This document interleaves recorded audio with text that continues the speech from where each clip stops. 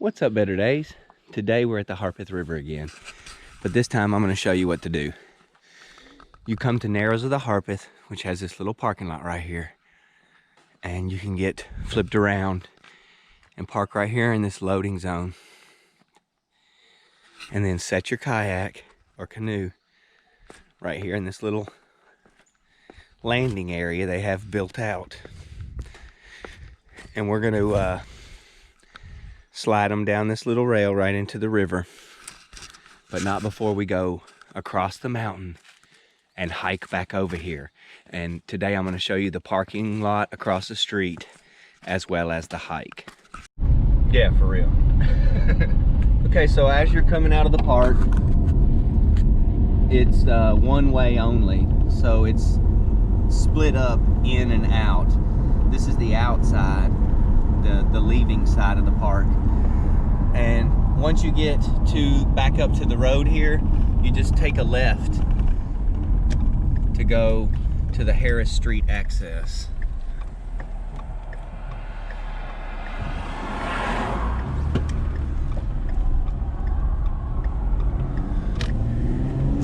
And you're gonna go right back up the hill, right past where we just went in, right past the entrance.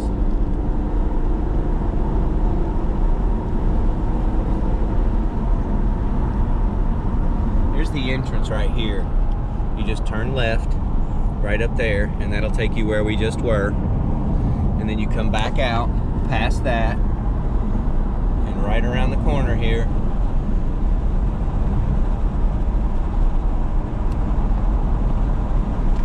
That's Harris Street Bridge. You don't want to cross the bridge. There's overflow parking on the left if it's a busy day out here. And right here on the right is where you take out. And this is 5 miles of river. And this is the quickest drive that I've ever found where you can actually do 5 miles of river kayaking. So you just park in this parking lot. This park is open right now in the winter from 8 to 4:30. And they've got little ramp down there, a boat ramp, all the way down next to the water for you to pull up, and you can just pull your car down there and load up.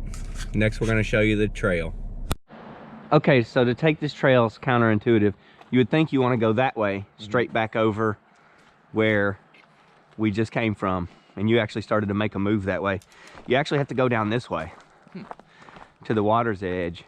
And what we're going to do is we're going to walk alongside the water's edge uphill until we get to that low spot in the middle of the valley where the tunnel is, where I told you that was the thinnest spot. Yeah.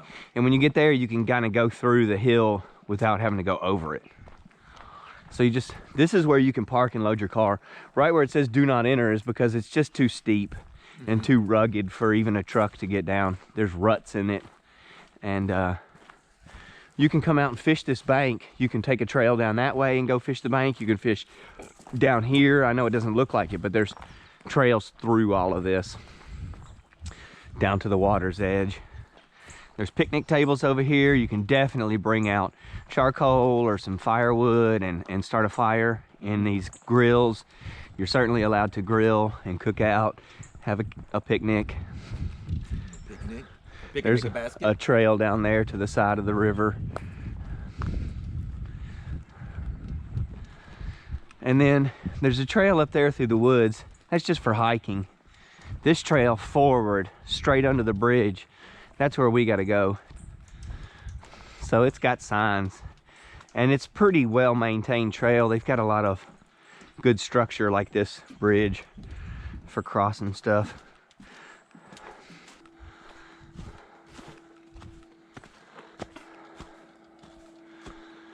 You recording right now? Yep. I want to show these people this hike. I will save my adult stories for a later time. This is the best part of the trip. This is awesome. Oh, yeah. Nature, privacy, and peace. Yep. You only get a couple practice runs with those things. You don't get any practice runs. You better get it the first time. You got to get it the first time. So we're way up off the water, and they've built this. Oh yeah, man. Could you imagine hiking all this lumber in here? Right. That's trail crew for you. God bless him. Look at this, Aaron. Look straight down this creek. The back side of the thing. But No, the trail's great. yeah, it's totally fine. Mm-hmm. And actually, that's what, like I was saying, this is the part of the best part of this trip. This trail is great. Not needing 2 cars is great. Being able to do 5 miles of river by yourself without anybody else's assistance, that's just great. Now we do got to go up this hill. That's the worst part of the trail right there, the most dangerous part. Oh yeah? Yeah. Where he flipped was right over there. See how the river's wide, and then there's beach stops it, and then it's only about 20 feet right there? He fell in right there. Where those little limbs are coming all over top of the water, that's right.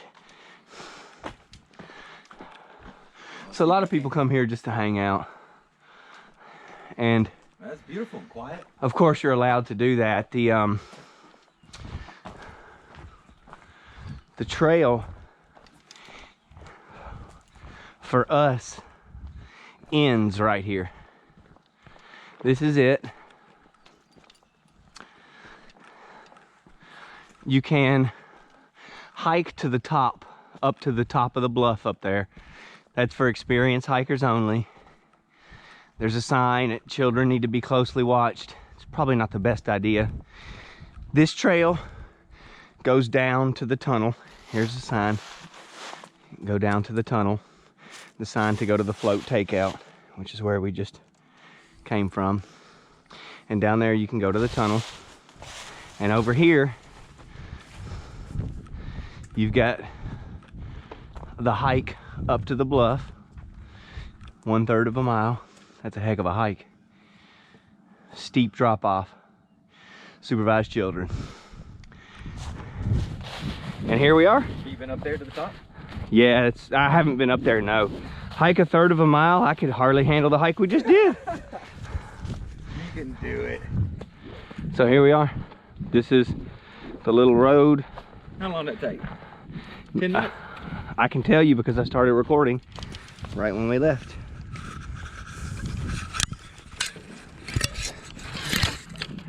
$11 minutes. 11 minutes. That was a totally fine walk. Just cruising right along. I spilled the coffee that I spilled was in the parking lot before we took off. Oh, we had triple spillage. I believe, yeah. A third of like that last time we went. 1/3 of a mile from here. We spilled a whole cooler in the first 2 minutes before we got in the water. Yeah, you're right, we did. 1/3 of a mile is going to be up there on top of those bluffs. Is that where it ends out? Yeah, that's where the trail ends. Oh, okay. Up there on top of those bluffs. You must be walking across that ridge for a minute. Yeah, 1/3 of a mile. It's a long way. So up there is where the bluffs overlook, but I haven't been up there, and I probably am not going to go. But right up here on the left is where our boats are, and we'll show you loading the boats in too. All right, now that everything's loaded up, just want to drag your kayak over here to the stairs. Okay, here we go. Straight down. Look out, Aaron! Nah, I'm messing. Yeah.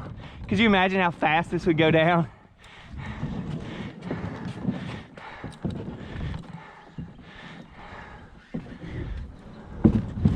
There we go.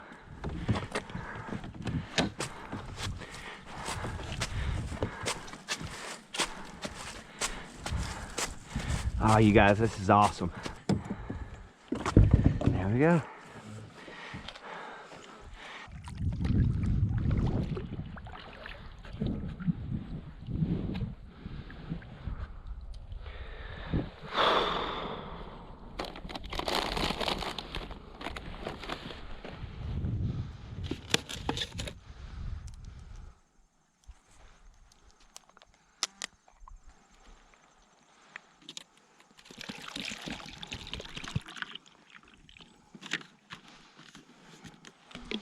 All right. When you're able to observe them actively doing something, that's fantastic. I threw that jig up into cover and worked the bottom like I told you, right? And then I had said, once you're done working that bottom by the cover, just pull it back to you, because they're not going to be sitting in the middle of the river feeding on the bottom, right? Okay. So when I was reeling that back to me, that fish came out of the cover to smack whatever it was that was running along the bottom, which was my jig. And he smacked it, and I just missed him. But that lets me know what that fish was thinking. It wanted something moving fast along the bottom. And that's what a crankbait does. It dives to the bottom and digs into the rocks and the dirt and kind of kicks stuff up as it moves. And I think that might be what they want.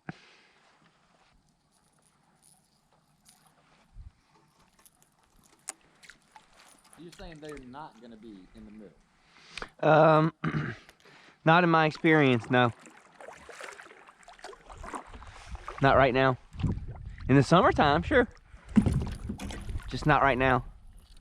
They're just tucked in places waiting to ambush. Like, see that rock bank?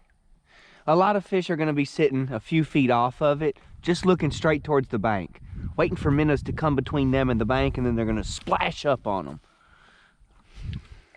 Maybe back there underneath that tree. See up under that tree, right? So what I'm going to do is I'm going to go in here with this crankbait, which just pulled something out of another tree. That a little shallow crankbait. This is a 4-foot diving crankbait.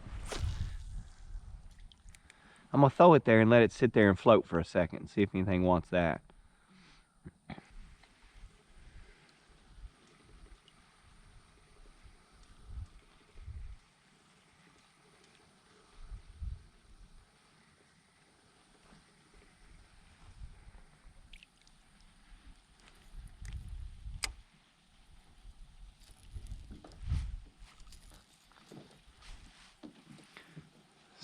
Steady.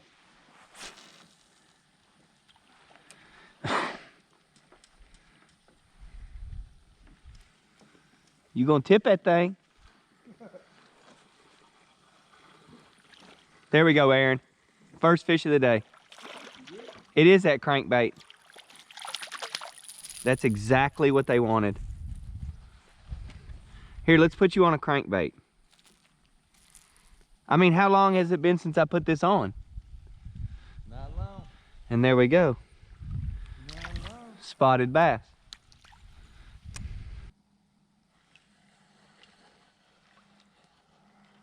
Aaron,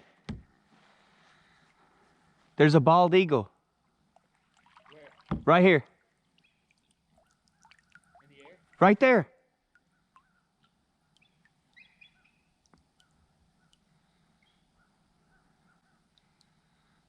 It's a bald eagle fighting a hawk.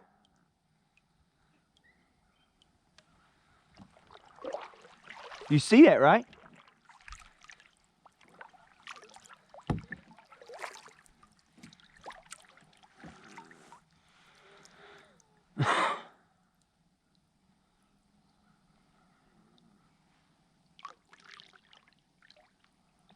Here they come. Look at this bald eagle right over top of us, chasing off a hawk.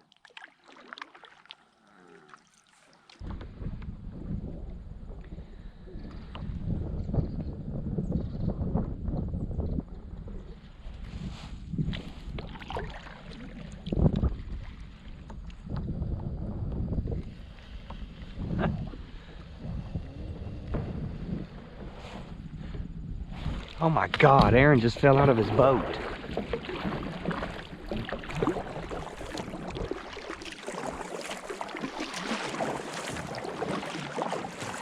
No. Oh my God.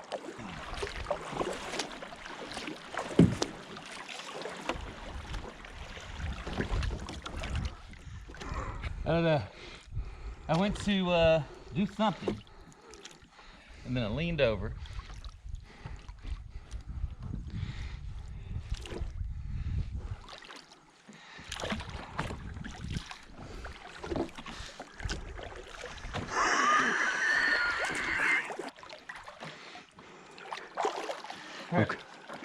Of course there's a pumpkin over here. I've been seeing pumpkins all over every river. I never would have seen this pumpkin if you wouldn't have flipped. Well, that's what nature's all about, buddy. Your poles. Look at that pumpkin. Oh, they're gone. They look like they're gone right now. Yeah, they're gone. I thought you had little floaters on the end of them. Nah. You know, panically started grabbing things and throwing them up in the air into those. Dude, we were in a dead calm area. It was actually the smoothest part of the river so far today. Ah, damn it. Okay, what's important is... I'm gonna go look for these rods. Here. Here. I was right about there. Yeah, I know. Well, your keys and your wallet are in my car, right? Yeah. Your phone is in that box, right? Right. The box was on the tether, right? Yeah, box is still up here. So, I mean, you're just cold and wet. That sucks. Well, yeah, oh yeah, but I mean your poles. Ah, that's, you know what, when you flipped, man, my heart sank. I was worried about much more than my fishing poles. I actually didn't think about them at all. I think you'd be a little upstream from where you are now. See what I'm saying?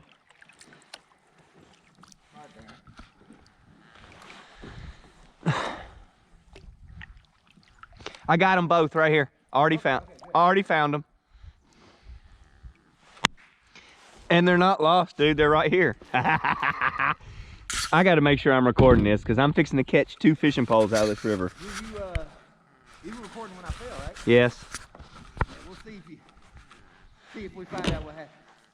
Oh, no. I wasn't looking at you. I was recording. I heard the splash. I said, damn it, Aaron just flipped. Okay. Look, I hooked one on the first cast. The very first try, I hooked one. And I moved it.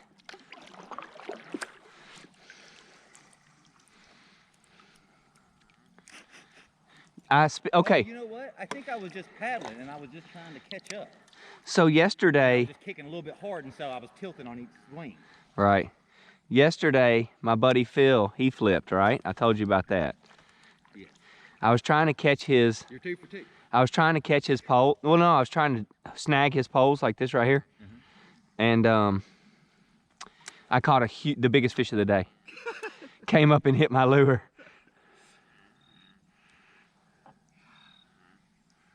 Okay, I gotta get back over him.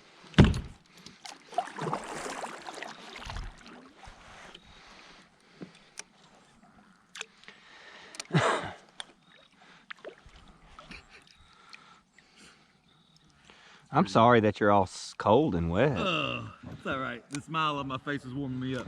To me, that's the worst part, is being cold and wet. Okay, pole number 1 is on its way up. And pole number 2, I got them both with 1 cast. You said your poles are gone. I said, no. No, they're not gone. Matter of fact, they're still ready to fish. Don't tip me too now. Shoot.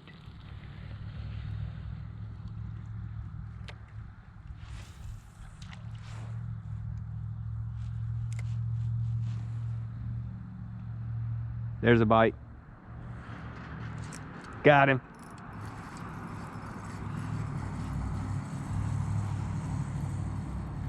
Look at here, Aaron. Another little spotted. Oh, that's the biggest fish of the day.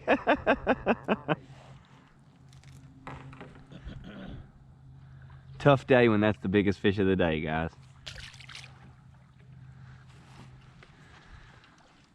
But we didn't really catch very many fish today.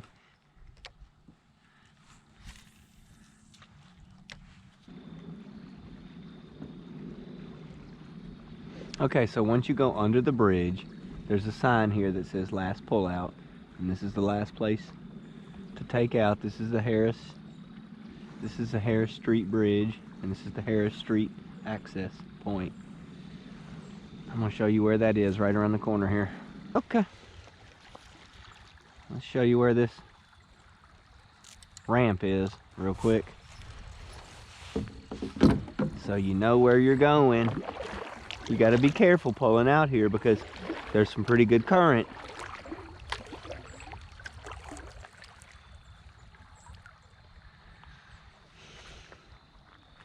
All right, you got to be careful pulling out here. There's pretty good current right here. So you can see the current running right in front of the ramp. So just come around the current and then just kind of paddle your way back across it. There we go.